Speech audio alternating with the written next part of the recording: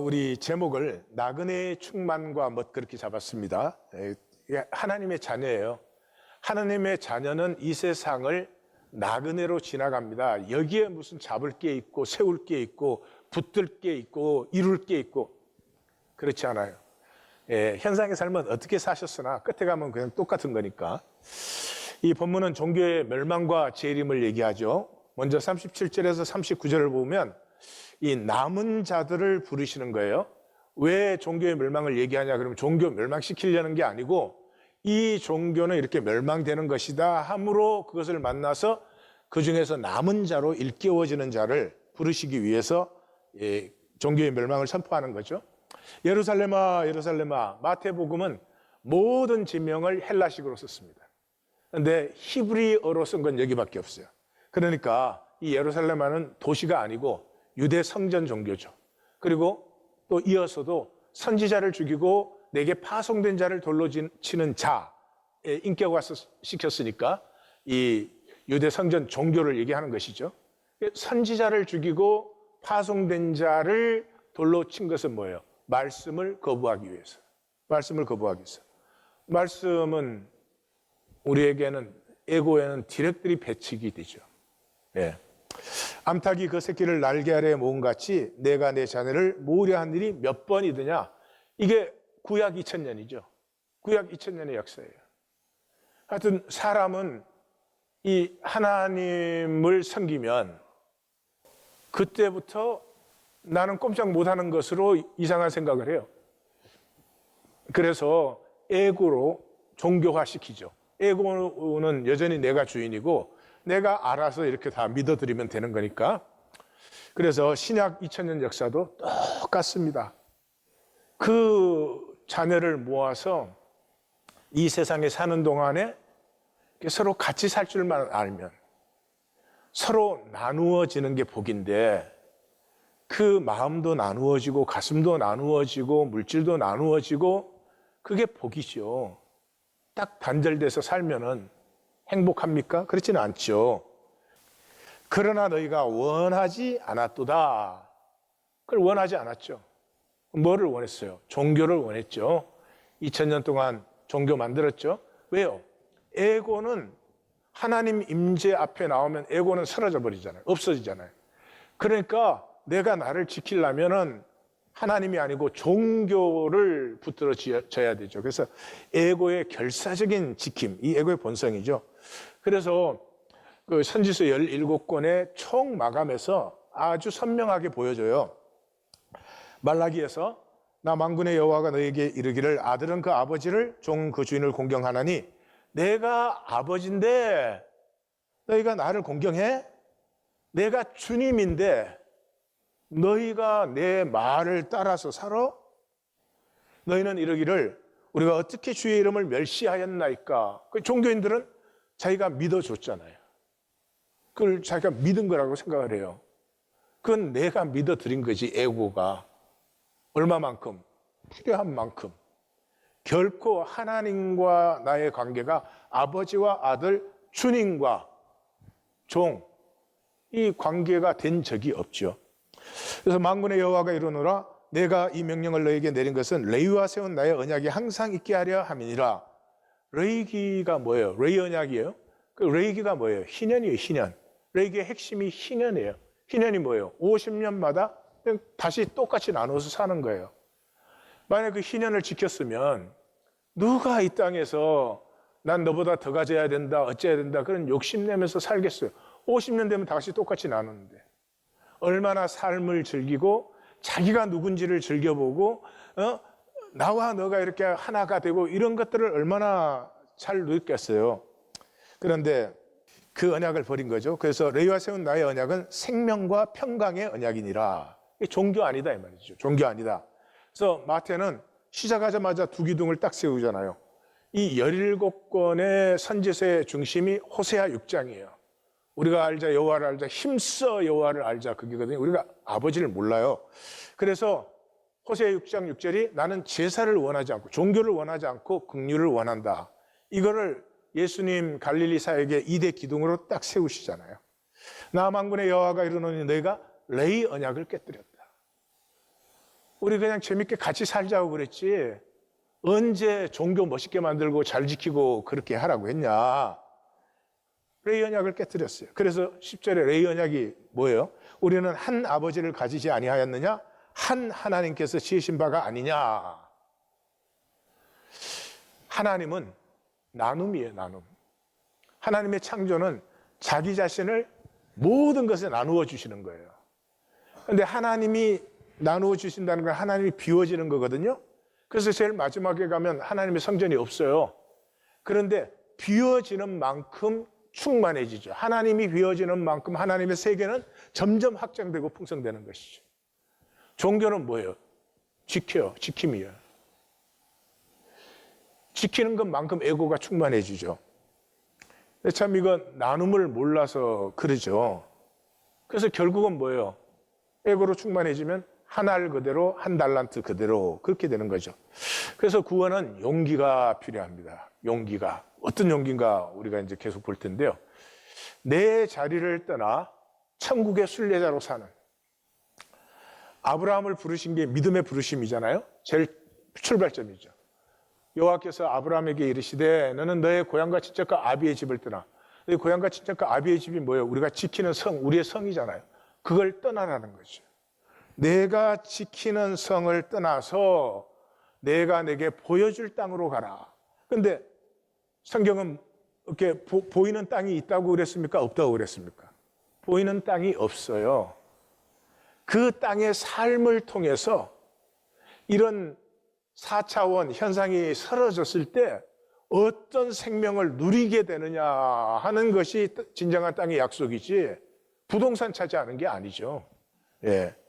그래서 이 내가 내게 보여줄 땅으로 가라는 것은 이 땅에 나그네로 살아가는 거예요. 같이 이 현상 세계를 지나가는 길벗으로 사는 것이죠.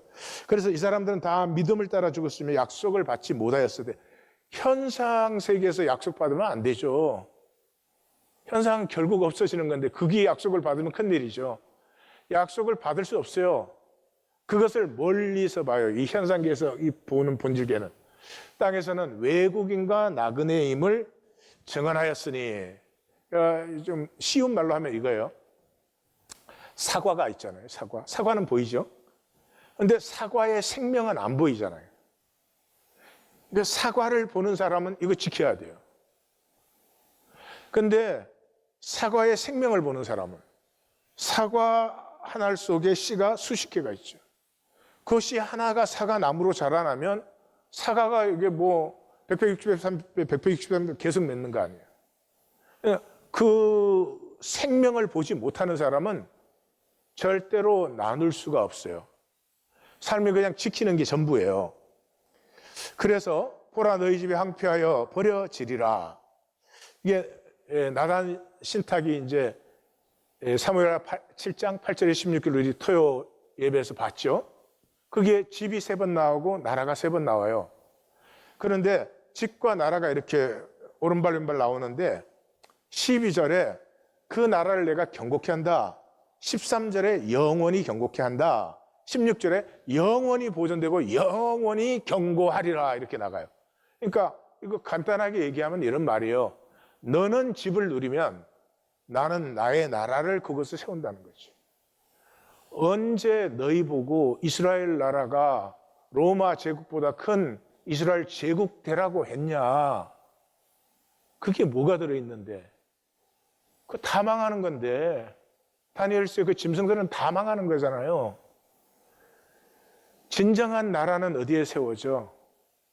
너희가 두세 사람이 한 식구가 되어서 같이 나누고 누릴 때 삶을 서로 위로하고 축복하고 함께 손잡고 이렇게 사는 곳에서 내 나라가 세워지는 거지. 그러니까 이스라엘은 모두가 한 가족인 나라예요. 그게 실제예요. 한 하나님에게서 모두 나왔으니까 그게 실제잖아요. 실제는 에너지 레벨이 굉장히 높습니다.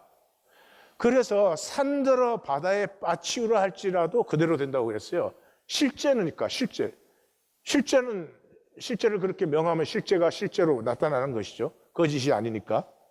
그래서 여기에 산 들어갈 때는 이제 우리가 아는 거죠. 그냥 아무 산이 아니고 성전산 얘기하는 거죠. 종교가 너희가 나를 믿는, 나를 따르는 백성이면 종교를 피하는 권세가 우리에게 있어요.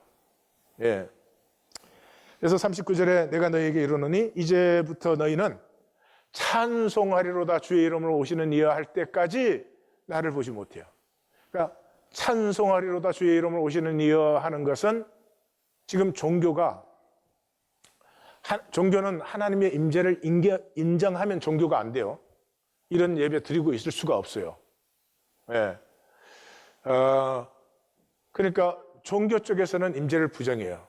하나님 쪽에서는 임재로 오라고, 임재 안에 더불어 살자고 했는데 더 이상 하나님도 이제 난 너희와 같이 하지 않는다 이렇게 선언한 게 선지서의 총 결론이죠. 그러니까 임재를 부정한, 거부한 종교도 인정할 수밖에 없는 하나님의 임재가 나타나요. 그게 뭐예요? 재림이죠. 재림 때는 아무도 그걸 부정할 수 없어요. 우리는 지금 임재 부정하고 종교생활 열심히 하고 있잖아요. 그렇지만 재림 때는 더 이상 부정할 수가 없죠. 왜? 현상, 에고가 끝나버리니까. 그래서 나를 보지 못하리라. 그러니까 이 임재를 부정하는 종교에 하나님도 임재를 거부해버리기 때문에 하나님의 임재를 없는 상태로 들어가 버립니다. 그러니까 이 임재 부정의 상태에서는 종교가 굉장히 발전하게 됩니다. 유대교의 교리체계는 기독교의 교리체계와 달라요. 그런 논리가 아니에요. 탈무드나 이런 것을 보시면 아시겠지만 굉장히 인격적입니다. 조직도 굉장히 유기적 조직이에요. 사실 우리가 이 예배 드린 거 지금 90% 회당에서 따가지고 온 거예요. 예수님이 없앤 거 우리 다시 불러다가 지금 만든 거죠. 그래서 이사야 선지자는 그렇게 말하지 않아요? 이 시작에서 야곱의 집에 대하여서는 얼굴을 가리시는, 나는 나의 임재를 더 이상 너에게 나타나지 않는다. 여호와를 나는 기다리며 바라보겠다. 45장이에요. 45장이 뭐예요? 포로에서 회복되는 부분이죠. 구원자 이스라엘의 하나님이여 진실로 주는 스스로 숨어 계시는 하나님이신. 그러니까 이 부재의 종교 속에서는 하나님의 임재를 만나려면 찾아야 돼요. 찾아야 돼요. 근데 예레미야 선지자가 뭐라 그래요? 하나님을 찾는 사람을 예루살렘 전체를 두루 다니면서 찾는데 한 사람도 없다. 다 종교 생활하고 있지 한 사람도 없다는 거죠. 그래서 이 24장 1절에서 2절은 이 예루살렘의 멸망이 재림의 보증이죠. 예수님께서 돌 하나도 돌 위에 남지 않고 멸망한다. 그 후에 아무도 부정할 수 없도록 모두가 찬송하리로다 주의 이름으로 오시는 이여 하도록 내가 다시 온다. 이 두 가지 약속을 하셨어요. 그런데 AD 70년에 예루살렘이 멸망했죠. 멸망할 수 없는 멸망이 일어났어요. 그 성전은 81년 동안 지은 거예요. 로마는 뭐 세금만 잘 내고 그 부역만 하면은 자치제 다 허락해 줬어요. 그 유대교는 문제가 없었잖아요. 그런데 그 유대교 성전을 로마가 무너뜨렸어요. 절대 불가능한 일이 일어난 거예요. 그러니까 그때 그걸 보는 사람들은 아, 예수님의 말씀이 그대로 이루어졌다 하는 걸 딱 만났죠. 그러니까 그럼 예루살렘 멸망의 말씀이 이루어지면 재림의 말씀도 이루어지겠다. 이걸 분명히 알 수 있죠. 그 본문이요. 그래서 예수님께서는 성전에서 나와서 가요. 성전 건물에 아무런 관심이 없어. 이미 이건 성전이 아니다 그랬잖아요. 그런데 제자들은 성전 건물을 보이려고 나와. 이 근동 일대에서는 가장 크고 화려하고 그런 건물이었으니까요. 그러니까 제자들은 아직도 보이는 세상의 영광을, 사과를 보고 있고 이 예수님은 사과 생명을 보고 있는 것이죠. 그래서 이 번쩍거리는 세상 영광을 보고 있는 사람은 절대로 하나님의 생명을, 하나님의 자녀로 살 수가 없어요. 종교 생활 밖에는 할 수 있는 게 없어요. 그걸 이제 사도 요한은 그런 부분들을 다 정리해 놓은 게 요한복음인데, 그 요한복음 13장에서 영광에 대해서 정리를 하잖아요. 그가 나간 후에 예수께서 이르시되 지금 인자가 영광을 받았다. 그러니까 가룟 유다가 예수님 팔로 나갔죠. 그러면 이제 십자가에 못 박히는 거죠. 네, 하나님도 인자로 말미암아 영광을 받으셨도다. 만일 하나님이 그로 말미암아 영광을 받으셨으면 하나님도 자기로 말미암아 그에게 영광을 주시리니 곧 주시리라. 그러면서 새 계명을 너희에게 주노니 서로 사랑하라. 내가 너희를 사랑한 것 같이 너희도 사랑하라. 이렇게 말씀해요. 정리를 해봅시다. 인자가 영광을 받았어요. 그건 십자가죠. 십자가에 못 박히는 거죠. 그 인자가 십자가에 못 박혔을 때 하나님도 영광을 받았어요. 그 하나님이 영광을 받으셔가지고 인자에게 영광을 주세요. 이 영광은 부활이죠. 부활이죠. 그러니까 서로 사랑하라는 말은 굉장히 본질적인 의미예요. 너를 위해서 나의 십자가를 지는 거예요. 그때 너의 영광이 나타나요. 너의 영광이 나타날 때 나의 부활이 일어나요. 다시 말해서 내가 내 생명을 나눌 때 그 생명을 통해서 너가 살아나는 것을 보면서 내 생명은 더욱 살아나는 거예요. 그런데 이걸 지키는 걸로 생각하는 사람은 평생 그냥 한 알 그대로, 한 달란트 그대로 그렇게 생명 나눔의 비밀을 모르는 것이죠. 그래서 너희가 이 모든 것을 보지 못하느냐. 예수님이 이미 12장 28절에서 여기 바알세불의 역사다 그러니까 만약 내가 성령으로 귀신을 쫓아내는 것이면 하나님의 나라가 너희에게 도착한 거야. 들어오든지 안 들어오면 피해 주기나 하든지 너희는 들어오지도 않고 남까지 막고 있잖아. 천국이 도래한 것을 보라고 했어요. 그 다음에 십자가의 영광을 3번이나 볼 것이라고 약속했어요. 그런데 제자들 아직 아무것도 못 봐요. 그래서 돌이킴이 안 일어나요. 계속 종교 생활을 하지 돌이킴이 안 일어나요. 돌이킴은 봄에서 일어나요. 뭐를 보는 거예요? 생명의 영광을 볼 때. 생명의 영광을 본다는 말은 그 동전의 다른 면은 나의 공고함을 보는 거예요. 오라 나는 공고한 사람이로다. 이 사망의 몸에서. 탕자가 아버지 집의 부요를 볼 때 자기가 쥐염 열매 먹고 있는 걸 봤잖아요. 똑같은 거지. 그래서 십자가에서 우리의 모든 죄는 용서받았어요. 과거, 현재, 미래 모든 죄 완전한 용서를 하셨어요. 그 용서를 내가 누리려면 그 아픔이 느껴져야 돼요. 내가 죄를 지었는데 고통은 주님이 받으셨잖아요. 그러니까 그 나의 이런 죄를 사해 주셨습니다 할 때 창자가 찢어지는 거예요. 교리로만 주님이 십자가에서 난 용서했어. 그 생각의 논리가 말밖에 더 있어요? 아무런 능력을 못 누리는 거죠. 그래서 그 아픔을 느낀다는 말이 죽을 수밖에 없는 날. 공로와 의가 하나도 없어요. 그러니까 내가 산다고 할 게 없어. 공로와 의가 없으니까 몸을 불사르게 내어줬어도 산다는 건 내가 사는 게 하나도 없어요. 그냥 나를 위해서 십자가에 못 박히신 그리스도를 살고 싶어져요. 이 십자가의 죄사함과 그 아픔이 우리의 창자에 느껴져야 돼요. 그런데 종교는 그런 거 없죠. 돌 하나도 돌 위에 남지 않고 다 무너지리라. 이게 현상의 어리석음이에요. BC 19년에 이 스룹바벨 성전 개축 명목으로 이 헤롯이 착공을 했어요. 지가 왕노로 달라고 한 거죠. 그래서 요한복음 2장 20절에 보면은 46년째 짓고 있다 그러죠. AD 63년에 완공됐어요. 81년 걸렸어요. 그런데 AD 70년에 완전히 파괴됐어요. 이게 현상이에요. 7년 만에 파괴됐어요. 그 7년 중에 3년은 전쟁이었어요. 그런 짓을 한다고. 그러니까 예루살렘이 멸망할 때 그때 제자들과 그 성도들은 전부 주님의 이 예루살렘 멸망 예언이 이루어지니 재림의 예언도 이루어진다. 이게 확실해진 거죠. 그래서 사실 AD 70년 이후에 우리 그리스도인들이 로마를 뒤집어 엎게 되는 거예요. 그동안에 이제 자리를 깐 사람이 사도 바울이죠. 그러니까 딱 그때 질문이 두 가지죠. 그러면 언제 재림이 있을까? 이거 이루어질 거니까. 그리고 그 재림까지 우리는 무엇을 해야 되는가 하는 거죠. 그래서 24장, 25장은 우리가 여기에 대해서 살피는데 절대로 종말의 스케줄 알려주는 거 아니에요. 그러니까 뭐 종말의 스케줄 얘기하면 그럼 무조건 이단이다 하고 알면 돼요. 아니요.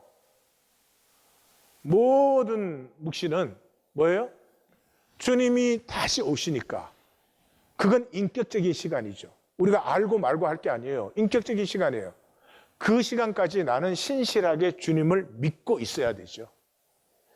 그러면 오실 때까지 뭐를 해요? 내가 너에게 분부한 모든 것을 가르쳐 지키게 하라. 종교가 번역하니까 이래요. 내가 너에게 당부한 것을 서로 알고 나누고 확인해서 그걸 잘 살아라. 세상 끝날까지 너희와 항상 함께 있을 거야. 그게 뭐예요? 교회가. 교회는 두세 사람이 내 이름으로 있는 곳에 주님이 함께 하는 거예요. 주님 임재 안에는 교회가 돼요. 주님 임재가 없으면 종교가 돼요.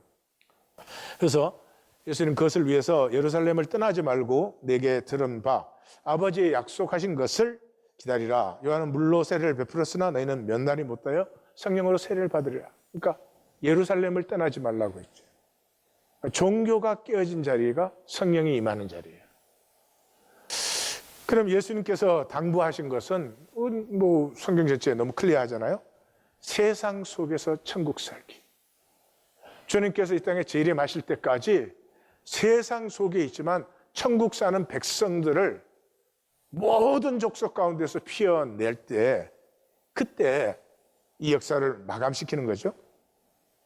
그래서 예수님께서 십자가와 부활로 세우신 것은 12를 세우셨는데 이는 자기와 함께 있게 하시고 보내사 전하게 하시고 뭐를 함께 하는 것을 우리는 함께 할 줄 모르는 거 그게 유일한 문제죠. 그래서 종교가 깨어진 자리에 성령이 임하니까 어떻게 되었어요? 성령을 받으니까 코이노니아가 이루어졌죠.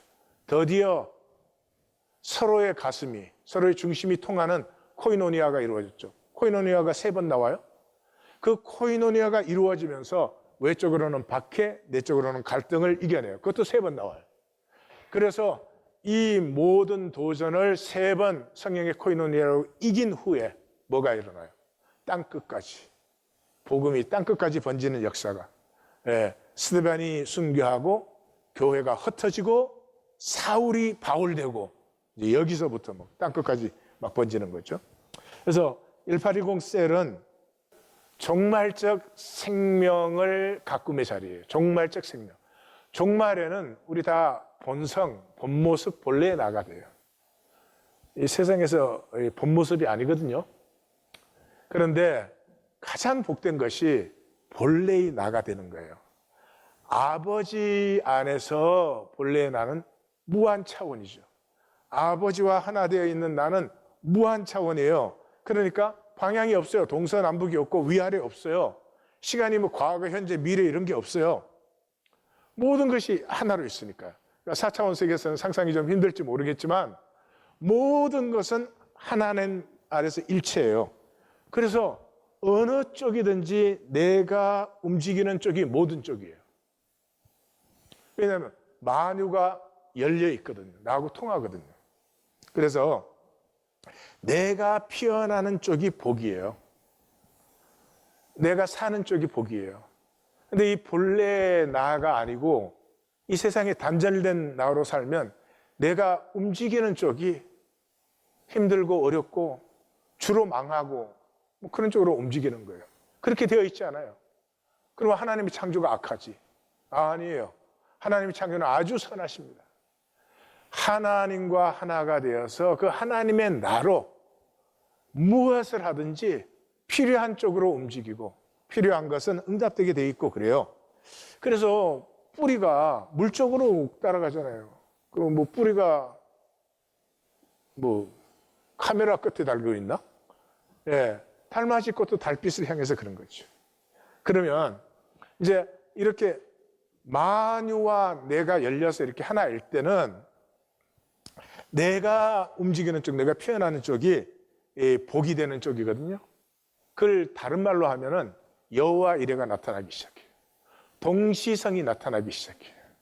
그리고 합력하여 선이 이루어지기 시작해요. 그럼 합력하여 선을 이루고 동시성을 누리는 사람은 그러면 입만 벌리고 있으면 홍시가 떨어지나? 아니에요. 싸워요. 이 사람은 더 중요한 싸움을 싸우고 있어요. 왜요? 그 합력하여 선을 못 누리는 사람은 항상 상황과 싸워요. 왜 나는 팔자가 이런지 모르겠다. 맨날 상황과 싸워. 근데 합력하여 선을 이루고 동시성을 누리는 사람은 진실과 싸워요. 진실이 뭐예요? 만유는 하나님 안에 하나예요. 그게 진실이에요. 이걸 하나님이 우리에게 허락해 줬는데 마귀에게 쏘가서 엉뚱한 것을 하는 거죠. 그래서 그때 경외심이 내 안에서 피어나요. 그 전까지는 모든 게 도구화야. 뭐 사람을 봐도 저거 나한테 이익되게 해야 되는데 뭐 이렇게 생각을 해요. 누가 누구한테 이익이 되어주려고 존재하겠어요? 예? 심지어 부부 사이라 할지라도. 아니에요. 서로의 신비를 보기 시작할 때. 더 이상 상황은 계속 변하는 것이고 그건 지나가는 것이고 상황 속에 하나님의 섭리가 있는 걸 만나기 시작해요. 너 그댄 입을 선악과가 사라져버려요. 모든 것이 합력하여 선을 이루어요. 그러니까 이게 나쁜 일이 일어나도 뭐 이렇게 할 수가 없어요. 나쁜 일이 일어나서 그걸 통해서 더 합력하여 큰 선이 이루어지니까. 알렉산더 플레밍의 얘기는 뭐 잘 아시죠, 다들?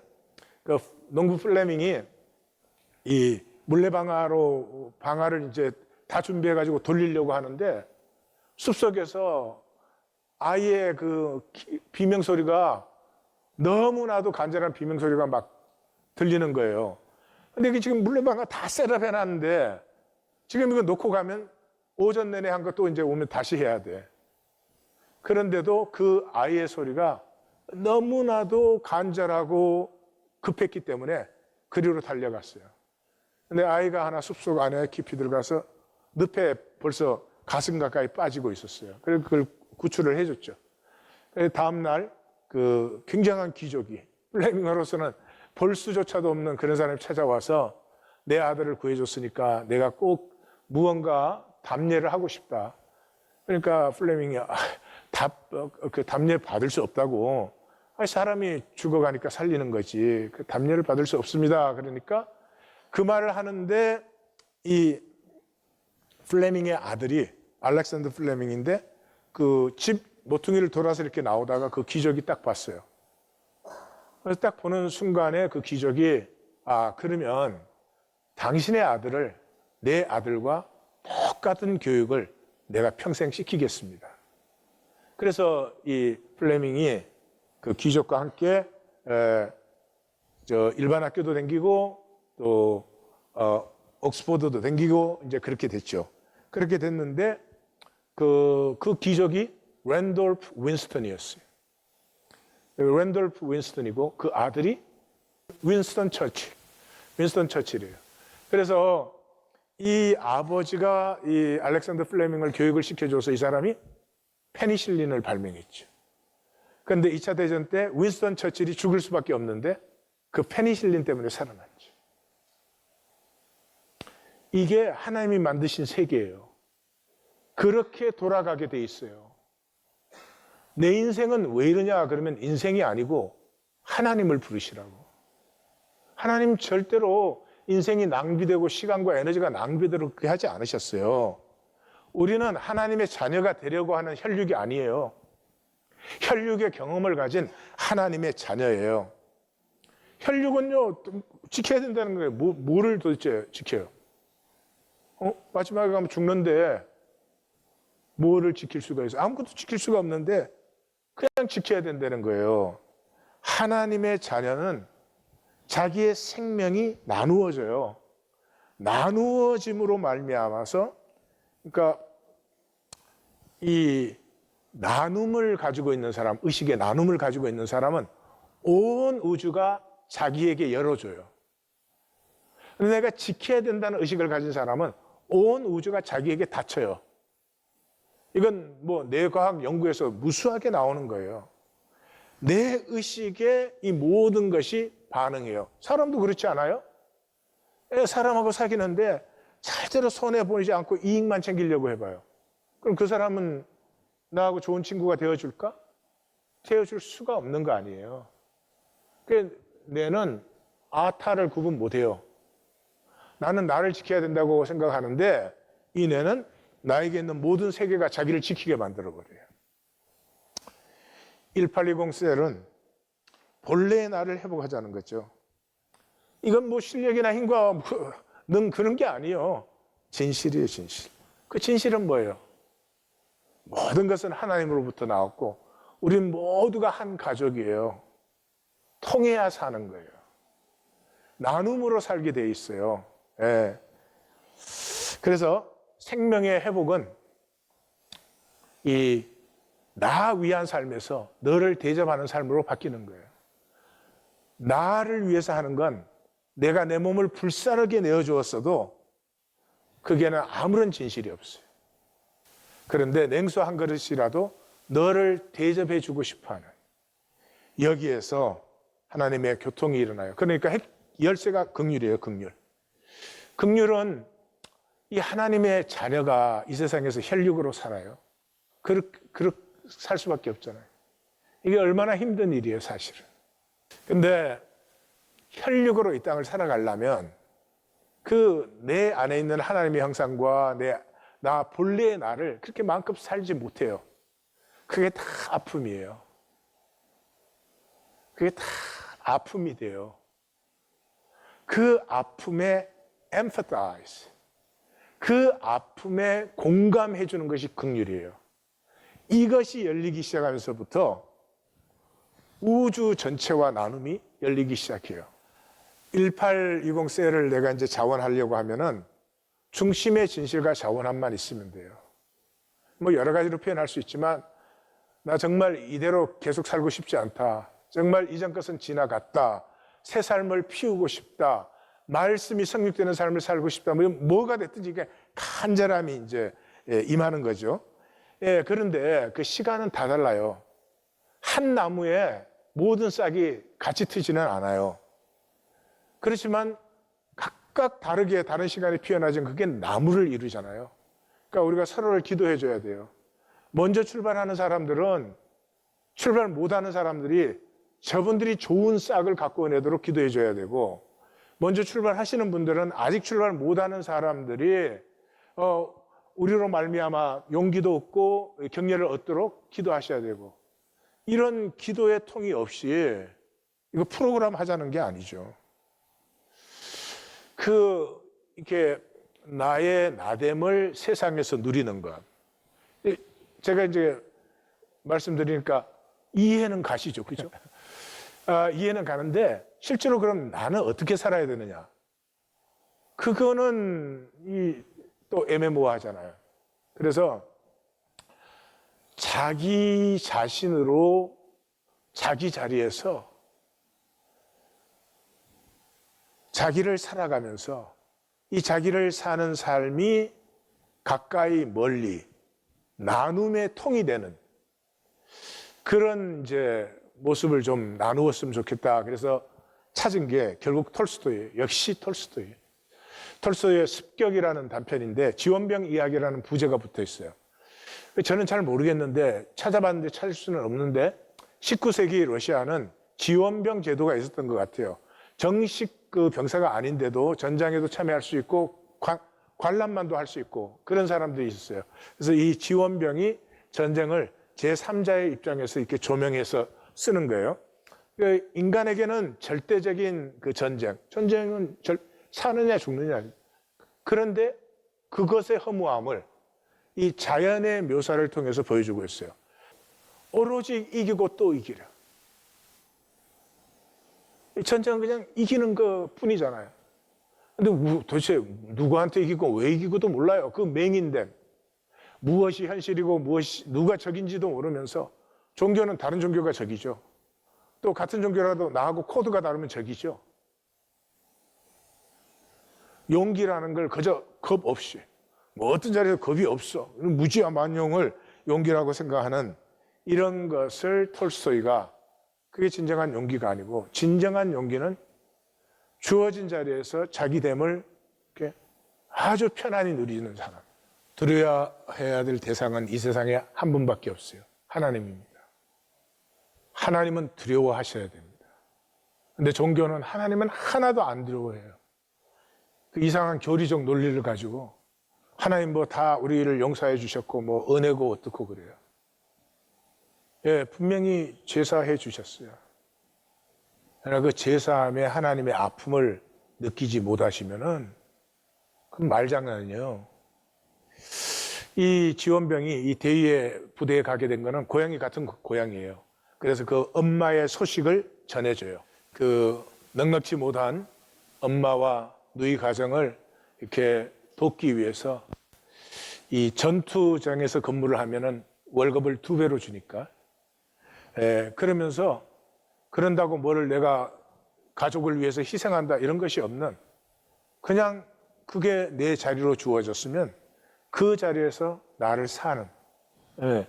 그리고 다른 장교들은 그 19세기 전투에 나갈 때 막 번쩍번쩍번쩍하게 해갖고 나갑니다. 근데 이 대인은 그냥 작업복 비슷하게 소박하게 입고 그렇게 전투에 나가요. 이 사람에게는 자기 모습이 어떠냐, 뭐 얼마나 이렇게 멋있게 내가 부하를 지휘하냐, 그게 하나 중요하지 않아요. 지금 여기에 무엇이 일어나고 있고 가장 중요한 것이 무엇인가 하는 것을 항상 정확하게 보고 있어요. 그래서 그냥 자기는 자기 자리에 있는데 이것이 모든 사람을 돕고 모든 사람에게 복이 되죠. 이 진군에 나가는데 대인은 깊은 묵상에 빠져 있습니다. 이 전투 자체를 이미 대인은 보고 관찰하고 이러고 있는 거죠. 그런데 이제 소위는 굉장히 들떠 있죠. 우리의 삶이 뭔가 이겨야 되고 그래서 계속 상처받습니다. 그런데도 불구하고 이기는 것이 전부인 것 같이 착각을 하죠. 이 영웅을 모델로 흉내내는 하사관 장교들 실체와 상관없이 적이기 때문에 이겨야 돼요. 왜 적인지도 몰라요. 그러나 사적인 시간에는 전혀 또 다른 모습을 보여줘요. 그리고 어둠 속에서도 그 조화로운 자연의 신비를 이 톨스토이는 잘 묘사하고 드디어 이제 이게 체첸과의 싸움이에요. 이 19세기 때부터 싸워갖고 지금까지 체첸하고 싸우고 있죠. 근데 이 체첸 그 부족들의 횃불 신호가 막 가요. 이제 러시아군이 쳐들어온다.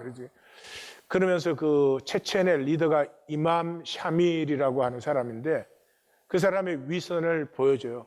자기는 뭐 절대 전투장에 안 나와. 그러면서 그 수많은 젊은 사람들이 그 전투장에서 이슬로 쓰러지게 하죠.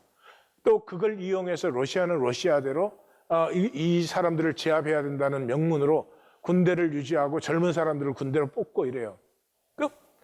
왜 우리가 이렇게 해야 되지? 그 질문조차 하지 않는다는 거예요, 톨스토이는.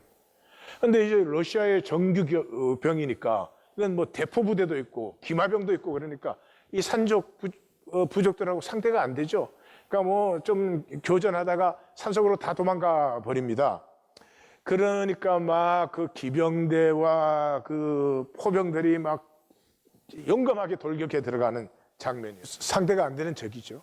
그러니까 뭐 과장된 그 사교와 몸짓들 그거를 가지고 우리가 뭔가를 지금 굉장히 잘하고 이기고 있는 것으로 삶의 본질을 전혀 보지 못하는 그런 이제 마을을 점령했는데 그 북새통 속에서 대의의 모습을 또 우리에게 묘사해 주고 있습니다. 체첸은 체첸끼리 또 군대를 유지하고 하려면 그래도 우리는 이렇게 맹렬히 싸우고 있다 이런 게 필요하죠. 그러니까 또 러시아 군대는 러시아 군대대로 이렇게 마을 점령하고 소탕을 다 하려면 이 숲을 속으로 다 들어가야 되는데 그러면 굉장히 이제 많은 부상과 전사가 나오게 되죠. 그래서 마을을 점령했다 그걸로 이제 물러나는 거예요. 그래서 부대들이 다 물러가고 제일 마지막 부대가 남았을 때 이 체첸군들이 공격을 해오는 거예요. 근데 공격이 아니고 공격하는 척 하는 거예요. 왜? 우리도 이렇게 용감하게 싸웠다, 이게 필요하니까. 그래서 이제 데이가 그랬잖아요. 내일 배웅을 어떻게 하는지 봐. 그래서 이제 이 부대가 마지막 부대인데 다 떠나고 마지막 부대가 떠나는데 그 숲속에서부터 이제 총탄이 날아오기 시작하죠. 그러니까 그 사람들도 뭐 싸우려는 게 아니라 우리 이렇게 싸우고 있다 그런 거죠. 그래서 대인은 그런 걸 이제 다 알기 때문에 적당히 응전을 해줘요. 그냥 전투하는 것처럼. 그러는데 이 소위가 와서 이제 자기가 돌격하면 다 괴멸시키겠다고 이렇게 합니다.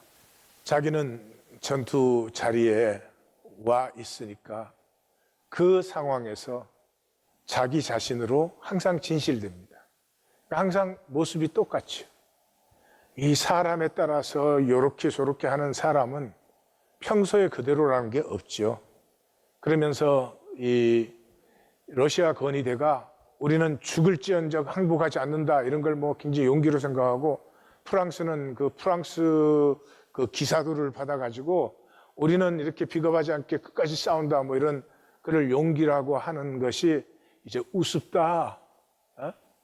여기서 이제 전쟁과 평화에서 톨스토이가 그 프랑스군이 나폴레온이 진격하면 쿠투초프가 그만큼 후퇴하고 진격하면 또 그만큼 후퇴하고 이 땅 가지고 싶어? 다 가져. 마음대로 가져. 그렇지만 이 땅을 지키려고 나는 러시아 청년의 피 한 방울 흘리고 싶지 않아 하는 그 톨스토이의 관점이 여기서 그대로 나타났죠. 그래서 소인은 허락을 받지 않고 돌격에 들어갑니다. 습격을 해요. 그러다가 숲에 들어갔다가 총에 맞아가지고 그 부대원들과 이 소유가 중상을 입습니다. 그 중상을 입은 그 소유에게 달려온 대의를 보면서 이 지원병이 굉장히 충격을 받아요. 항상 어떻게 보면 냉정해 보이고 흔들리지 않는 사람 같은데 그 소유가 당한 중상을 보면서 너무너무 가슴 아파하고 그 어쩔 줄을 몰라 합니다. 그래서 그 데이가 느끼는 엠퍼티를 기술을 해요. 그리고 소위는 결국 사망합니다. 18110 셀은 하나님의 자녀로 사는 장입니다. 종교로는 되지 않으니까. 진정한 용기는 이 세상에서 이기는 자가 아닙니다. 우리는 왜 경쟁하는지 대립하는지 그건 알지도 못하면서 무조건 이겨야 되고 무조건 경쟁해서 뒤떨어지면 안 되고 하는 건 어리석은 일입니다. 자기를 보십시오. 이겨야 되는 사람이면 이기십시오. 그럼 이길 것입니다. 이겨야 될 필요가 없는 사람이면 에너지를 다른 곳에 쓰십시오. 서로의 길벗대어 아픔의 혈육기를 긍휼의 나눔으로 이렇게 하나 되는 것이에요. 그것이 용기입니다. 내가 뭐가 돼야 되고 내가 뭐를 증명해야 되고가 아니라 그냥 내 자리에서 내 모습으로 그 진실된 손을 한번 같이 잡을 수 있는 것. 이것이 진정한 용기입니다. 우리 앞에 놓인 큰 위험은 높은 목표를 세웠다가 그것을 이루지 못하는 것이 아니라 오히려 낮고 천박한 목표를 세워서 그것을 이루는 것이다. 뭐 남보다 좀 더 가지겠다, 뭐 좀 비싼 거 사겠다, 뭐 이걸 목표로 세워서 그걸 이루면은 인생이 거기서 다 떠내려가는 것이죠. 진정으로 놓은 목표는 나를 비우는 것입니다. 나를 비우는 만큼 아버지가 충만해집니다. 나를 비우는 것만큼 우주가 나를 환영하고 나와 교통하고 품어주기 시작합니다. 그것은 높은 목표입니다. 나의 목표 레벨이 나의 에너지 레벨입니다. 하여튼 나는 내 것 지켜야 돼. 그 에너지 레벨에서는 세상 정말 힘듭니다. 예수 그리스도는 자기를 온전히 비웠다. 그래서 하늘과 땅의 모든 영광을 받았다라고 빌립보서 2장이 얘기하고 있습니다. 이 생명을 비워서 더 풍성하게 누리는 이 하나님의 자리로 우리 모두는 나아갑니다.